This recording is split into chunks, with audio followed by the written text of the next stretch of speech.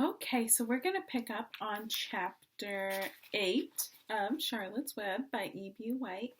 And last chapter was a short one, and this one's a short one too.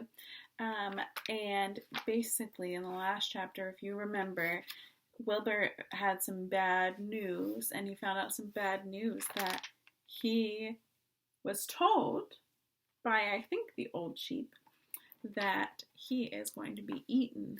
And that's why they have him, and that's the job of pigs, is to eat them for Christmas. So, we're going to read chapter 8. It's just a short little chapter. And here we go. A talk at home. On Sunday morning, Mr. and Mrs. Arable and Fern were sitting at breakfast in the kitchen. Avery, who is her older brother, had finished up and was upstairs looking for his slingshot. "Did you know that Uncle Homer's goslings had hatched?" asked Fern. "How many?" asked Mr. Arable. "7," replied Fern. "There were 8 eggs, but 1 egg didn't hatch, and the goose told Templeton she didn't want it any more, so he took it away." "The goose did what?" asked Mrs. Arable, gazing at her daughter with a queer worried look. "Told Templeton she didn't want the egg any more," repeated Fern. "Who is Templeton?" asked Mrs. Arable. "He's the rat," replied Fern. "None of us like him much."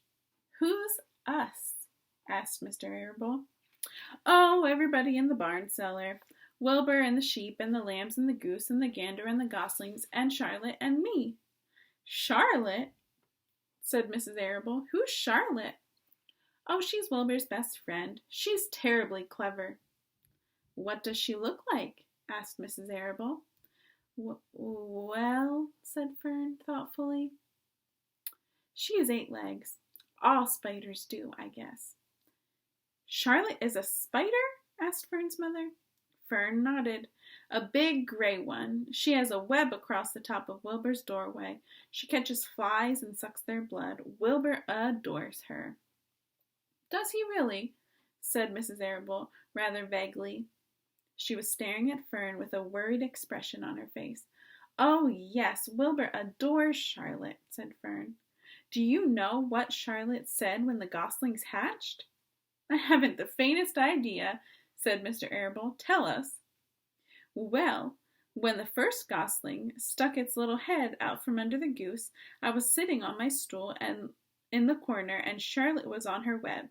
She made a speech. She said, 'I am sure that every one of us here in the barn cellar will be gratified to learn that after 4 weeks of unremitting effort and patience on the part of the goose, she now has something to show for it.'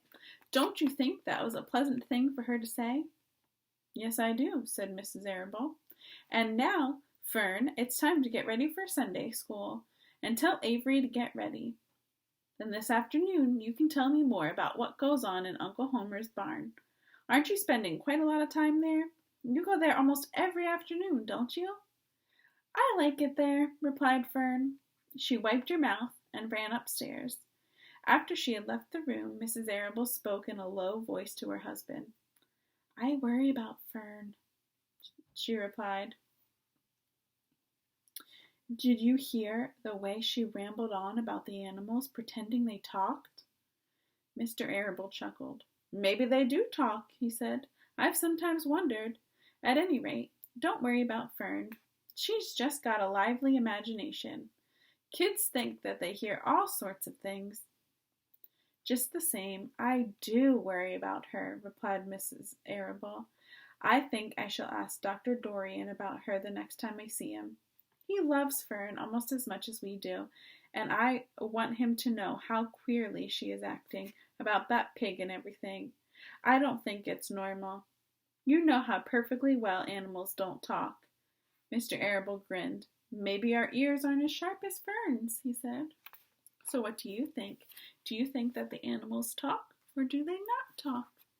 What do you think?"